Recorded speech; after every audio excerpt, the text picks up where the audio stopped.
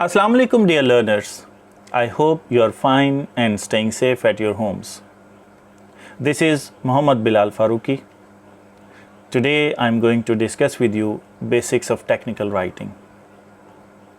अज़ीज़ तलबा, आज मैं आपसे टेक्निकल राइटिंग की कुछ बेसिक्स को डिस्कस करूँगा और उससे रिलेटेड मज़ीद जो चीज़ें हैं वो भी ज़ेर बहस आएंगी और मेरे पॉइंट्स ऑफ डिस्कशन होंगे introduction to 4 skills, the difference between general writing and technical writing, definitions and interpretations of technical writing, and 3 criteria to make your writing technical.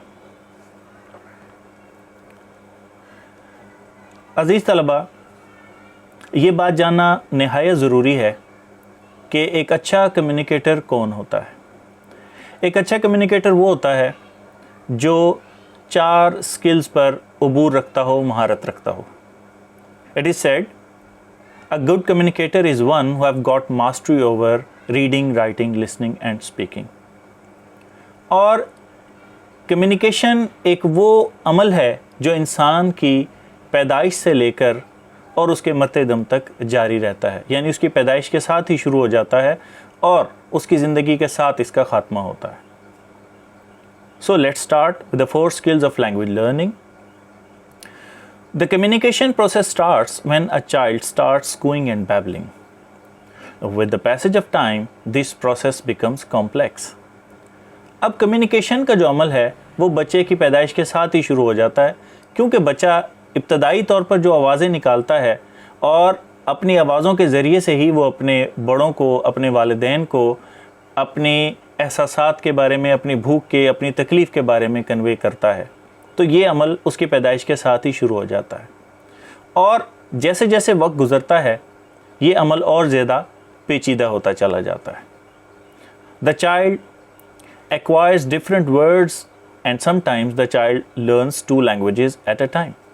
अब यही बच्चा जब बढ़ता है आहिस्ता आहिस्ता तो फिर वो पहले अल्फाज को जोड़कर मुख्तलिफ़ तरह के जुमले बनाना सीखता है और फिर ये भी होता है कि वो बैक वक्त 2 ज़ुबानें भी सीखता है। So gradually the child learns to combine words to make phrases and sentences and this helps the child become a good interlocutor. और फिर वही बच्चा जो अल्फाज को जोड़कर जुमले बनाता है और फिर एक वक्त आता है कि वो मुख्तलिफ़ तरह की गुफ्तगू, बहस और मुबाहसों में भी हिस्सा लेने लगता है। As time passes, the need arises for written communication. अब जैसे जैसे वक्त गुज़रता है तो तहरीरी अबलाग की ज़रूरत पेश आती है and it is the most advance of the 4 skills and helps to preserve culture and history. अब अगर हम बात करें चारों स्किल्स की तो चारों में जो सबसे ज़्यादा कॉम्प्लेक्स और डिफ़िकल्ट स्किल है वो राइटिंग का ही है और ये वो स्किल है जिसके नतीजे में किसी भी कौम की, किसी भी मुल्क की जो तारीख़ है उसको महफूज बनाया जाता है। Civilizations pass on their cultural knowledge and interpretations of scriptures through books and sometimes engravings on tablets. मुख्तलिफ़ तहज़ीबों की जो तारीख़ या उनके मुख्तलिफ़ तरह के जो सकाफ़त है, सकाफ़ती मालूमात है, वो तमाम के तमाम या तो किताबों के ज़रिए से या कंधा किए हुए पत्थरों के ज़रिए से हम तक पहुँचे हैं। तो हम ये कह सकते हैं कि राइटिंग जो है वो एक एडवांस स्किल है। So these are the 4 skills: listening, speaking, reading and writing. And the one who is fluent, who has got mastery over them, can be called a perfect communicator. Receptive skills and productive skills. Reading and listening are called receptive skills as knowledge is coming towards you from some sender. अब reading और listening in skills को receptive skills कहा जाता है। अब क्यों कहा जाता है? इसलिए कि रीडिंग और लिसनिंग के ज़रिए से आप दूसरों को सुनते हैं और दूसरों को सुनकर आपके पास मालूमात आती है, इसलिए उनको रिसेप्टिव स्किल्स कहा जाता है कि आप उन्हें रिसीव करते हैं। Whereas speaking and writing are productive skills as you are sending out information towards your audience. दूसरी जानिब स्पीकिंग और राइटिंग को प्रोडक्टिव स्किल्स कहा जाता है, इसलिए क्योंकि आप मालूमात दूसरों तक कन्वे करते हैं. So if you observe, you can not develop productive skills without using your receptive skills.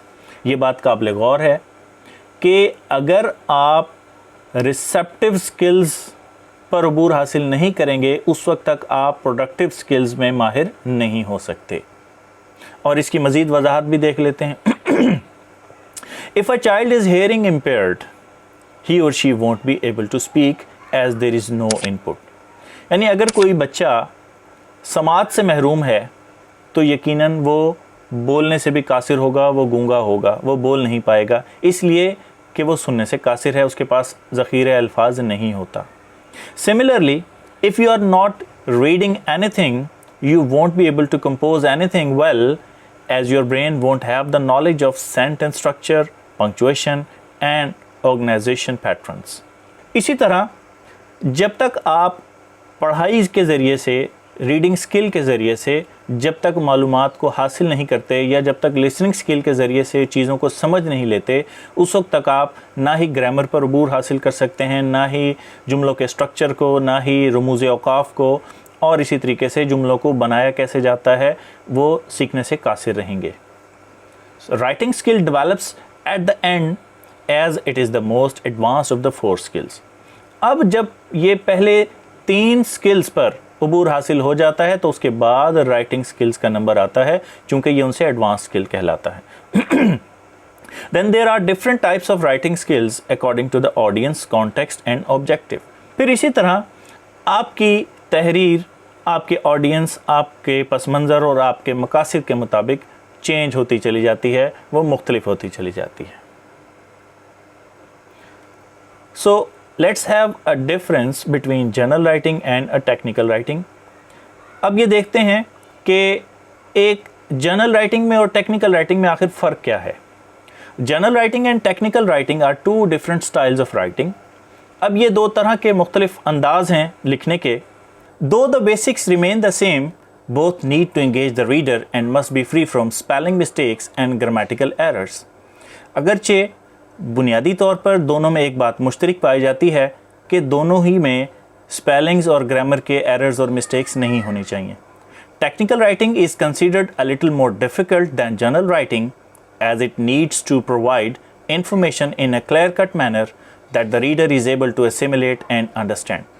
अगर हम दोनों के मवाजना करें तो एक बात वाज़ेह है कि टेक्निकल राइटिंग जनरल राइटिंग की निस्बत ज़्यादा पेचीदा है, ज़्यादा मुश्किल है. ऐसा क्यों है? क्योंकि इसमें एक ख़ास तरीक़ाकार, ख़ास टर्मिनोलॉजीज़ और स्पेसिफ़िक इंफॉर्मेशन को क्लियर कट अंदाज में, वाज़ेह अंदाज में अपने रीडर्स तक इस तरह से पहुंचाना होता है कि वो उसको अच्छे तरीके से समझ सकें, उसको जज़्ब कर सकें. General writing is more about arousing the interest of the reader, whereas technical writing has the sole objective of making the reader understand a topic in an interesting manner. So general writing का मकसद क्या है कि ये अपने पढ़ने वाले यानी कारी के अंदर दिलचस्पी पैदा करने की कोशिश करती है, जबकि दूसरी जानिब टेक्निकल राइटिंग का मकसद क्या है कि रीडर को एक दिलचस्प अंदाज में मालूमात ऐसे पहुंचाई जाए ताकि वो उसको अच्छे तरीके से, भरपूर तरीके से समझ सके. Technical writing has general guidelines to follow and it has to be clear and concise. It has to be in first person and avoid passive voice. Technical writing को अगर हम मज़ीद देखें तो इसकी कुछ तयशुदा उसूल हैं जिनको फॉलो करना ज़रूरी होता है, और ये इंतहाई इख्तसार को सामने रखते हुए लिखी जाती है. एंड ये हमेशा फर्स्ट पर्सन में और एक्टिव वॉइस में लिखी जाती है, यानी इसमें पैसिव वॉइस का इस्तेमाल नहीं होता, इसमें एक्टिव वॉइस का इस्तेमाल होता है. Technical writing is based on objective tone, general writing is based on subjective tone और पर्सनल स्टाइल. अब दोनों में एक चीज़ का फ़र्क यह है कि टेक्निकल राइटिंग ऑब्जेक्टिव होती है जबकि जनरल राइटिंग सब्जेक्टिव होती है. तो इसके लिए सबसे पहले तो ये जानना ज़रूरी है कि ऑब्जेक्टिव और सब्जेक्टिव से मुराद क्या है. देखिए, ऑब्जेक्टिव से मुराद ये है कि आपकी राइटिंग न्यूट्रल होनी चाहिए, बैलेंस्ड होनी चाहिए, यानी उसमें आपकी ज़ाती पसंद नापसंद, उसमें किसी किस्म का तासुब नहीं होना चाहिए कि किसी ख़ास اگر کوئی آپ کی لائکنگ ہے تو اس چیز پر آپ زیادہ زور دیں، اور اگر آپ کسی چیز کو ناپسند کرتے ہیں تو اس کو آپ اگنور کر دیں، یہ آبجیکٹیوٹی کہلاتی ہے۔ تو ٹیکنیکل رائٹنگ میں آپ اپنی ذاتی پسند ناپسند کو شامل نہیں کرتے، بلکہ اس میں جو حقائق ہیں ان کو ویسے ہی بیان کر دیتے ہیں۔ جبکہ اگر ہم جنرل رائٹنگ کی بات کریں تو اس میں سبجیکٹیوٹی کا ایلیمنٹ ہو سکتا ہے، یعنی اس میں آپ جس چیز کو پسند کرتے ہیں اس کی تعریف میں اور اس کے بارے میں آپ کہہ سکتے ہیں، اور جس چیز کے بارے میں آپ ناپسندیدگی رکھتے ہیں تو اس کے بارے میں آپ نیگیٹو بھی لکھ سکتے ہیں۔ تو یہ دونوں میں فرق ہے۔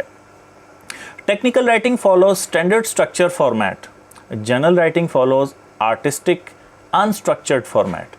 اگر ہم دونوں کی رائٹنگ کے اسٹرکچر یعنی ڈھانچے کی بات کریں تو دونوں میں فرق یہ ہے کہ ٹیکنیکل رائٹنگ کا طے شدہ ڈھانچہ ہے کہ اسپیسیفک لائنز کے اندر رہتے ہوئے، اسپیسیفک رولز کو فالو کرتے ہوئے آپ نے اس کا استعمال کرنا ہے، جبکہ جنرل رائٹنگ میں یہ انسٹرکچرڈ فارمیٹ ہے، اس میں آپ ویریشن لا سکتے ہیں، اس میں تبدیلیاں ہو سکتی ہیں۔ Technical writing has its specific set of audience or readers.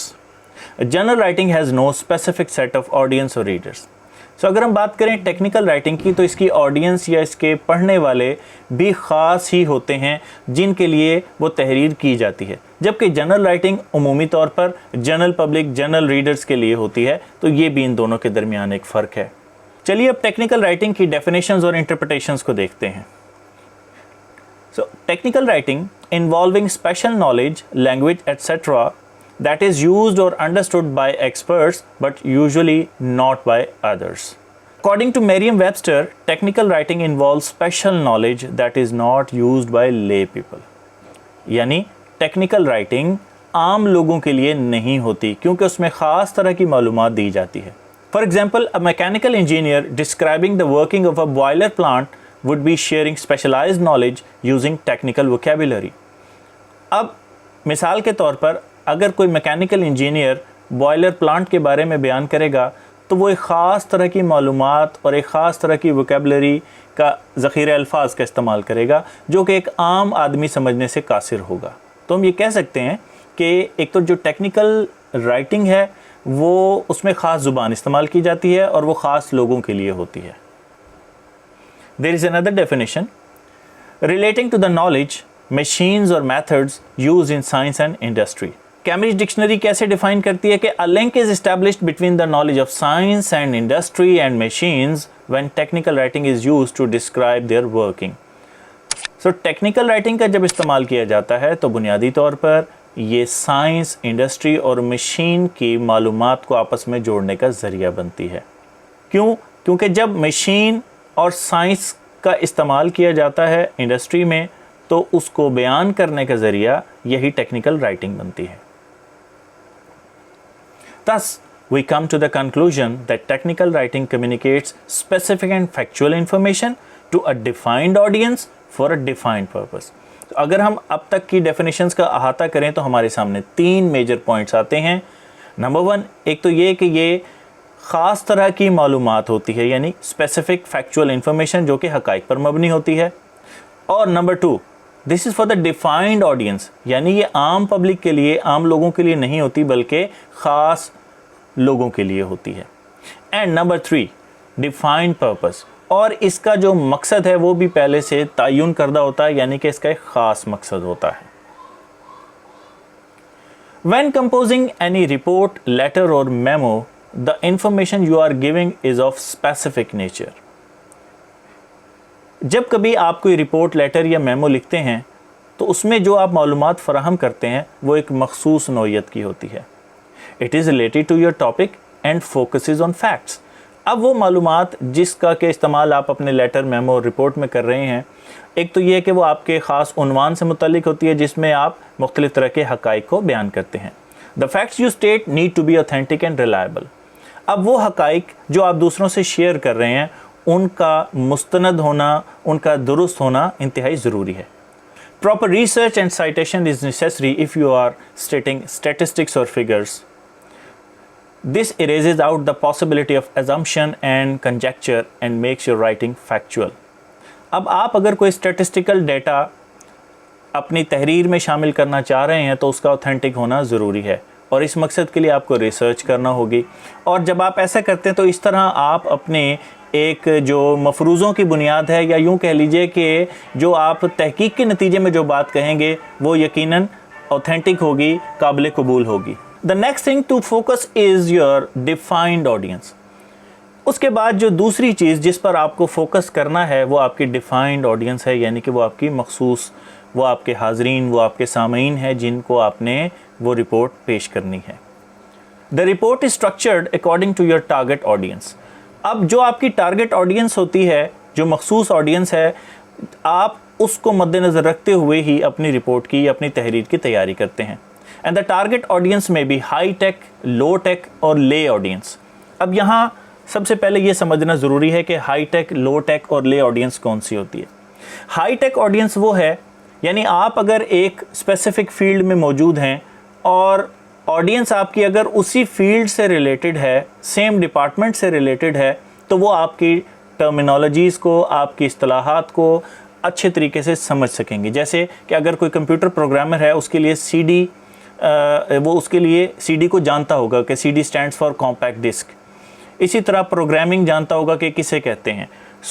جبکہ اگر ہم بات کریں لو ٹیک آڈینس کی، تو لو ٹیک آڈینس وہ ہوتی ہے جو کہ تھوڑی بہت بیسک معلومات رکھتی ہو، یعنی کہ اس ڈپارٹمنٹ کے علاوہ دیگر ڈپارٹمنٹ ہو لیکن وہ جانتے ہوں، کچھ بیسک نو ہاؤ رکھتے ہوں، تو ایسی آڈینس کو ہم لو ٹیک بولتے ہیں۔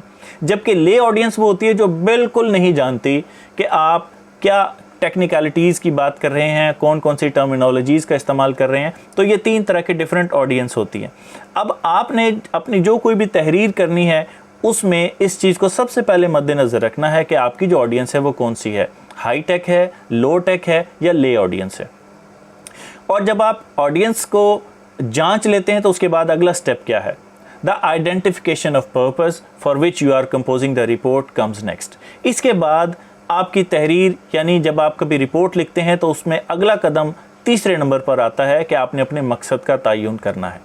In the very beginning, you should be clear about the objectives that you have to achieve through your writing۔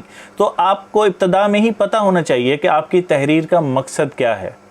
An analytical report has different objectives as compared to a persuasive report۔ یعنی ایک تجزیاتی report اور ایک persuasive report, یعنی جس کے ذریعے آپ نے اپنے کلائنٹ کو، اپنے کسٹمرز کو پرسویٹ کرنا ہے، راغب کرنا ہے، مائل کرنا ہے بزنس کی جانب یا اپنی سیلز کی جانب، تو دونوں رپورٹس کے مقاصد ڈیفرنٹ ہیں۔ تو ظاہری بات ہے کہ جب آپ ان کو تشکیل دیں گے، ان کو تحریر کریں گے، تو اس کے لیے دونوں کے مقاصد کا تعین پہلے سے کریں گے اور اس کے مطابق پھر اپنی تیاری کو آگے لے کر چلیں گے۔ There is another definition by Michael H. Markle۔ So who is Michael H. Markle? He is the writer of technical writings۔ تو دیکھتے ہیں کہ مارکل کیا کہتا ہے۔ Technical writing conveys specific information about a technical subject to a specific audience for a specific purpose۔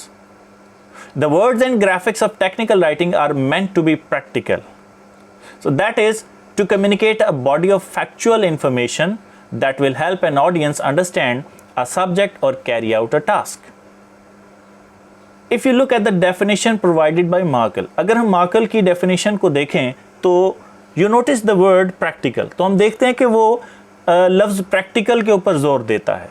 یعنی as technical writing is carried out in the field of business, science and industry, the language and format should be comprehensible for the target audience to understand the working of a machine۔ یعنی اب technical جو writing ہے اس کا تعلق technical لوگوں سے ہے، تو اس میں زبان، اس میں اس کا سٹرکچر، اس کا فارمیٹ، اس کا انداز ایسا ہونا چاہیے کہ وہی لوگ، یعنی ٹارگیٹڈ لوگ، اس کو ٹیکنیکل لوگ اس کو اچھے طریقے سے سمجھ سکیں۔ For example, if you buy an air conditioner and get a manual with it, but the manual is composed in obscure language and you fail to comprehend it, you won't be able to set up your appliance and the manual will fail to achieve its objective۔ اب مثال کے طور پہ اگر آپ ایک air conditioner خریدتے ہیں اور اس کے ساتھ ایک مینول حاصل کرتے ہیں، تو اگر مینول کے اندر جو زبان استعمال کی گئی ہے وہ پیچیدہ ہو یا کمپریہینڈیبل نہ ہو، جس کو آپ سمجھ نہ سکتے ہوں، تو پھر یقیناً آپ کے لیے مشکلات پیش آئیں گی کہ اے سی کا استعمال کیسے کیا جائے، اس کی سیٹنگز کیسے کی جائیں، جبکہ یہی مینول اگر سمپلیفائڈ لینگویج میں یا ٹارگیٹڈ لینگویج میں ہوگا تو آپ اس کو اچھے طریقے سے سمجھ پائیں گے اور اس کا استعمال کر سکیں گے۔ تو ہم یہ کہہ سکتے ہیں کہ اگر وہ آپ کے لیے کمپریہینڈیبل ہوگا تو وہ اپنے آبجیکٹیو کو حاصل کر پائے گا، لیکن اگر ایسا نہیں ہے، آبسکیور لینگویج ہے جسے آپ سمجھ نہیں پا رہے، تو مینول اپنے آبجیکٹیوز کو حاصل کرنے میں ناکام ہو جائے گا۔ سو دس از دا مین اور کی پوائنٹ، یعنی آپ کی جو ٹیکنیکل رائٹنگ ہے اس کا اسپیسیفک آبجیکٹ ہوتا ہے، اور اس اسپیسیفک آبجیکٹ کے لیے آپ کو تمام طرح کی چیزوں کو مد نظر رکھنا ہے تاکہ آپ اس کے جو آپ کے مطلوبہ اہداف ہیں یا مطلوبہ مقاصد ہیں آپ اس کے ذریعے سے حاصل کر سکیں۔ 3 criteria to make your writing technical۔ اب اگر ہم اس کو سم اپ کرنے کی طرف جائیں تو ہمارے سامنے ایک 3 criteria ہے جو کہ ہماری رائٹنگ کو ٹیکنیکل بنانے میں ہماری مدد کر سکتا ہے۔ The following figure provides 3 criteria that your writing should meet in order to become technical۔ So اگر آپ اپنی رائٹنگ کو ٹیکنیکل بنانا چاہتے ہیں تو اس میں آپ کو یہ 3 سٹیپس کو فالو کرنا ہے۔ First, it should provide technical information۔ سب سے پہلی بات تو یہ ہے کہ چونکہ ٹیکنیکل رائٹنگ ہے تو اس میں معلومات بھی ٹیکنیکل ہونی چاہیے۔